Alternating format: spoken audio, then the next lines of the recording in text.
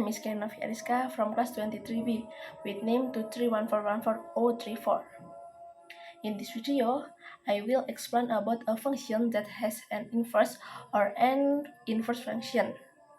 First, I will explain on the definition of function and inverse. A function in mathematical terms constitutes a mapping of its member of a set or named as a domain or free variable to the other set or named as a codomain or bound variable. In English, inverse has a upset, so the inverse function is a function opposite of the original.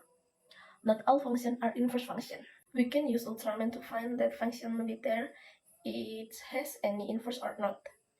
If we use Ultraman, we can do this. A vertical left hand or function and a right hand that's horizontal or inverse. Here I use a GeoGebra.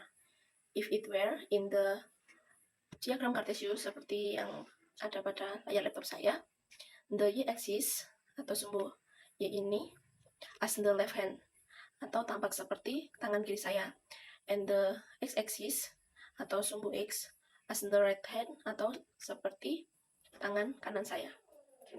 Only an example, here I have a function y equals to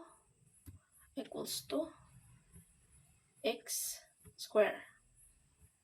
Nah, it's a function, but it does not have an inverse because here has the same point on the vertical line or the y-axis. Misalnya di sini, di fungsi ini memiliki poin yang sama di sumbu sumbu y. Di sini dan di sini. Sebagai contohnya saya mengambil di sini. Nah, here a point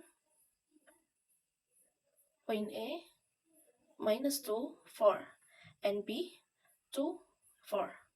Nah, di sini poin y-axisnya adalah 4. Nah, dia berpasangan dengan dua titik x yang berbeda.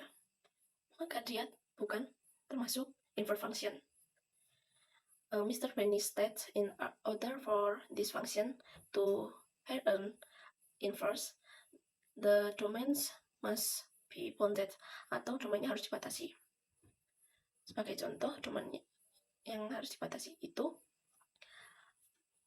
di sini harus dihapus sehingga nanti function ini akan memiliki inverse. Gitu. Okay, next. Here I have a function y equals to natural logarithm x. Nah, maka gambarnya akan seperti ini. Ini adalah fungsi dari y sama dengan ln x. Nah, dari fungsi ini, bagaimana kita tahu bahwa fungsi ini memiliki inverse? Dapat kita lihat secara langsung. Bisa kita lihat secara langsung bahwa di gambar ini tidak memiliki poin atau titik yang sama seperti pada yang tadi. Gambar y sama dengan x kuadrat. Itu kan ada titik y yang memuat atau memiliki teman yang berbeda di sumbu y, yaitu di sumbu x. Di sini tidak memiliki teman atau titik antara x dan y-nya hanya tepat satu-satu saja.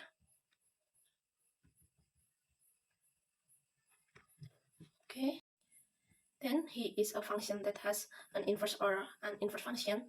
To be clear, I am reflected by the y equals to x. Maksudnya agar lebih jelas lagi, dapat saya cerminkan menggunakan garis y equals to x. Nah, maka gambarnya akan seperti ini. Ini merupakan pencerminan atau refleksi. Nah, dari sini, dari pencerminan itu, kita dapatkan inverse atau pencerminan x equals to natural logarithm y. Nah, atau x equals to natural logarithm y itu dapat juga dikatakan atau nama lainnya adalah y sama dengan ln minus 1x.